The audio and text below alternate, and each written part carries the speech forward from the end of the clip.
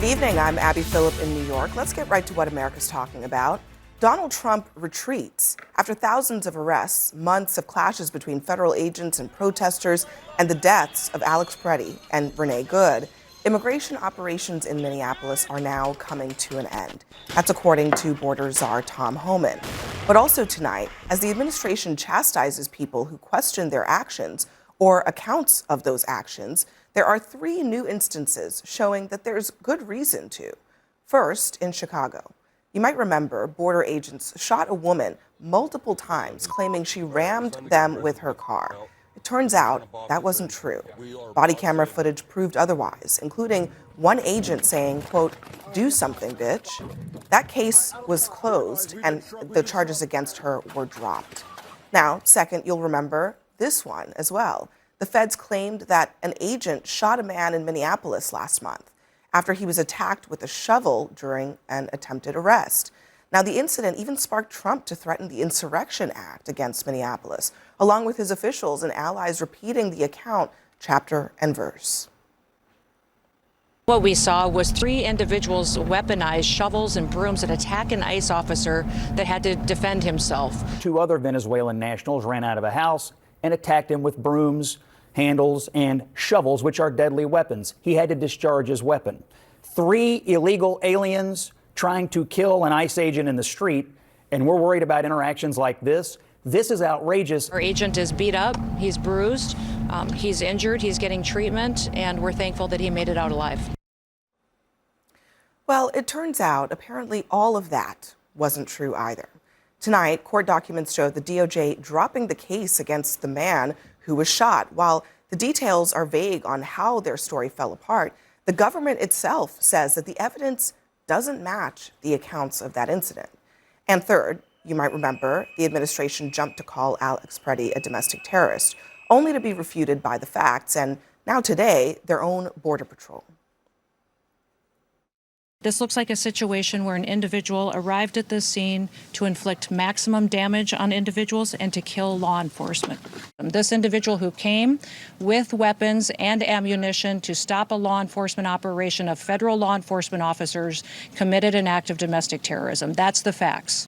We were being relayed information from on the ground from CBP agents and officers that were there. We were using the best information we had at the time.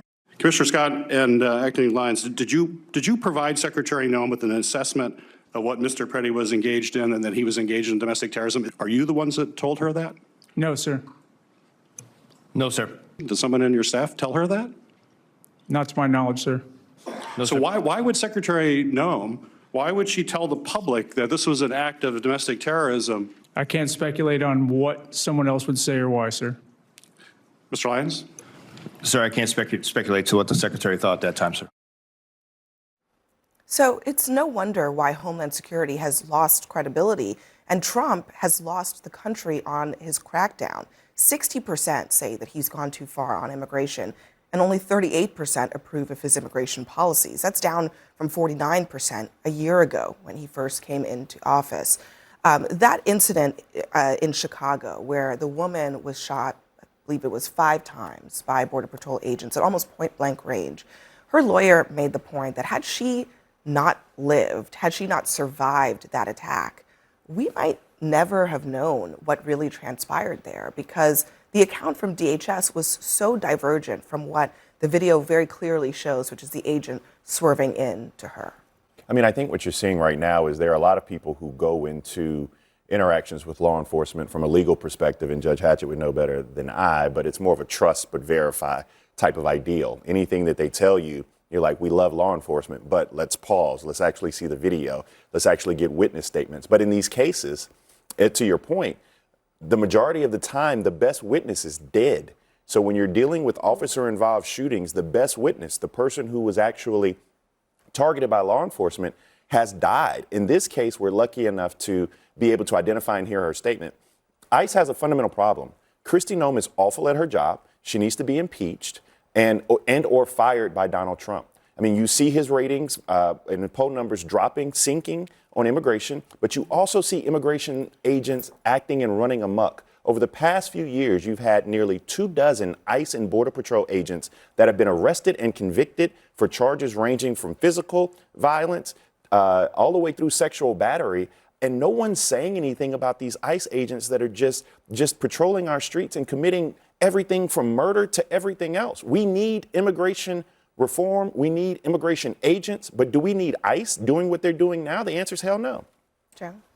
Look, I mean, you phrased this as a retreat from Minnesota. I would say it's not a retreat. I would say it's a successful mission that is now over. I mean, there were 4,000 arrests of individuals. Many of them had ICE detainers. And I think they, more importantly, of the big picture, the policy, they reestablished that despite sanctuary city jurisdictions who refuse to comply with ICE detainers, they've reasserted themselves as saying, hey, whether you arrest someone and release them or not, we're still going to enforce federal immigration law in Minnesota, in Chicago, and where else. And how do you say that's successful? How do you say that the mission in Minnesota and Chicago and places around this country... 4,000 people were arrested. I find that successful.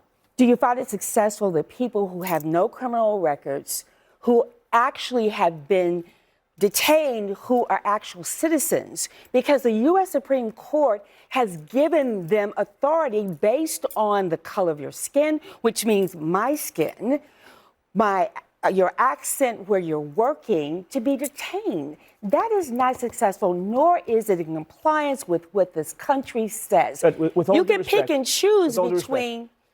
We had a situation where Minnesota, like many sanctuary cities, refused to comply with the most simple solution to this problem. When someone is arrested, when they have an ICE detainer, they should not be released to the public. They should be handed over to ICE for deportation. That was the goal of this mission. The mission resulted in 4,000 people resulting in the arrest. I haven't seen any evidence that... No. Well, the evidence that we don't need to wait for the detainer. I haven't seen any evidence that what you just said has actually changed. And in fact, here's Mayor Jacob Fry talking about what he says came out of this operation.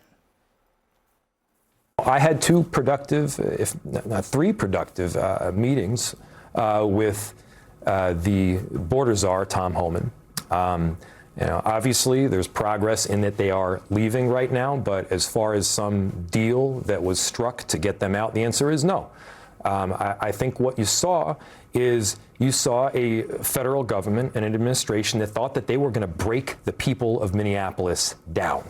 They thought that we were going to back down and sort of kowtow to whatever it is that they were looking to get done, not just locally in Minneapolis, but nationwide. They were looking to implement a national agenda based on coercing us to change local policy. And here's the thing, we didn't. Well, what Mayor Fry is saying is that we don't want the people in Minnesota to kowtow to what the federal government is doing. Well, what he said was literally, they are enforcing the law. What he said was literally, they were looking to implement a national agenda based on coercing us to change local policy, and we didn't. And I'm asking the question, what evidence is there that policy actually changed? Because as we've discussed at this table before, Minnesota is not universally non-compliant with ICE detainers. They do often transfer people from prison to ICE custody. In fact, some of the 4,000 people you're referencing, they were transferred directly from custody into the hands of ICE. What I said before, so that's the first thing. What I said before was not that the second thing is, if the issue is what's going on with Hennepin County, where is the evidence that the policy with the county jail has changed? I haven't seen any evidence. I said the federal government is going to enforce those detainers and arrest the people they want to without the cooperation of Hennepin County. You can't enforce a detainer. Rather, you can enforce the arrest of the person you want to arrest. Is supposed to be correct. Yes. Hold the person. My point is, right? my point is, you can't enforce that without they're going to, if they have a lawful deportation order, they're going to enforce the law. That has always been the case. And more importantly, you're calling this, they shot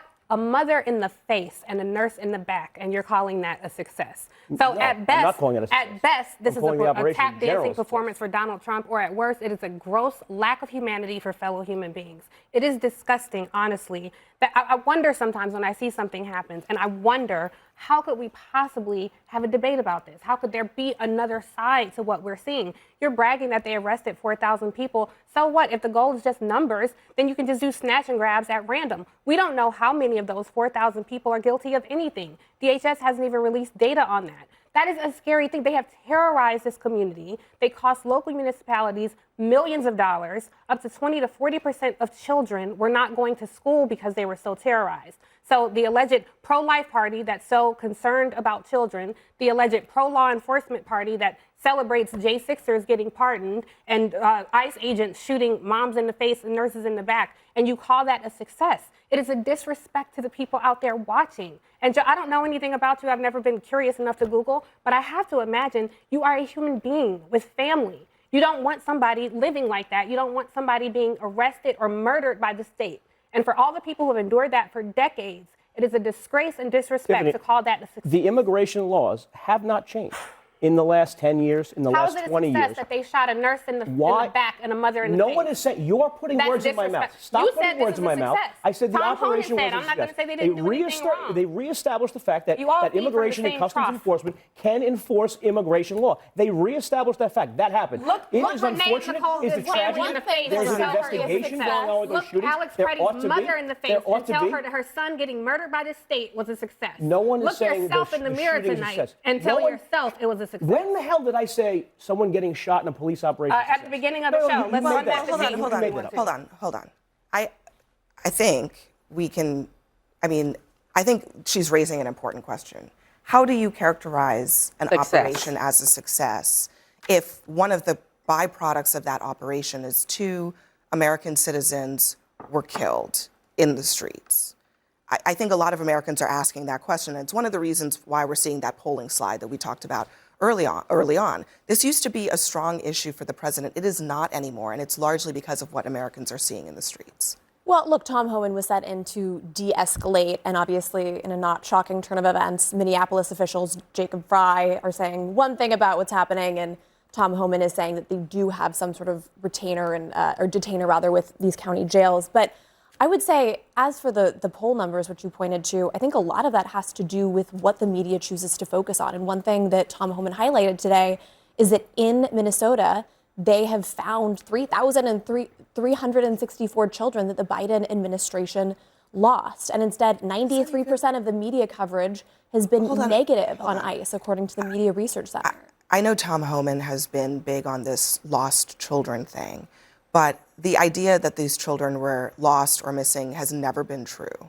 Some of them were released into the custody of relatives or other caretakers, which is part of the process over many years. They often were released to adults who weren't verified. Listen, all I'm saying is that his characterization of them as being lost has never been accurate. And it wasn't accurate when he started saying it a year ago. It's still not accurate today.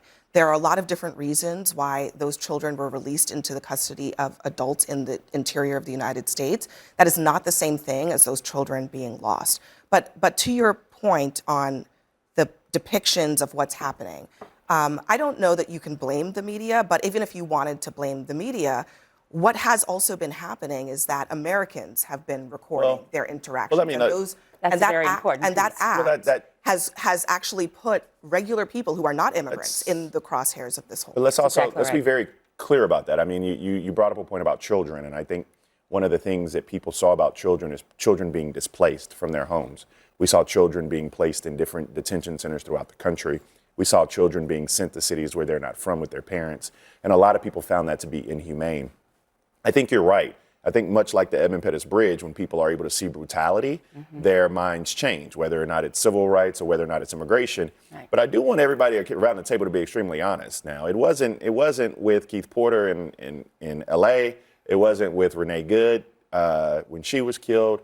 But when a straight white male who's a CWP owner was killed and gunned down and shot 10 times, then the country moved. And I think that there is something to be said about that. Because it wasn't when these other bodies were gunned down, these other people were shot in the face, or the nurse on the way shot to work. But this is what happens, and this is what happens when things start to change. And we're starting to see that ice break around Donald Trump because people are saying, this can come to my doorstep. ICE is getting out of control. Judge, you wanted the last word? And I was going to say that also, historically, we've seen that happen. Yes. It is really when we get to that tipping point. And that's where we are in this nation now. We're at a tipping point. And it is hypocrisy. It is, you have to not be hypocritical about picking and choosing when you're going to be outraged. Correct. and that there has to be, if this democracy is going to survive, then we have to be very clear about the constitutional principles that are applied to people across the board. And that is not what we're seeing in this country right now. All right, next for us, a judge blocks Pete Hegseth from punishing Mark Kelly over that illegal orders video. And a Republican senator is now warning Trump officials what goes around will come around in 3 years. Plus, it's perhaps the biggest political fight of the year. Should you have to show an ID and proof of citizenship to vote? We'll debate.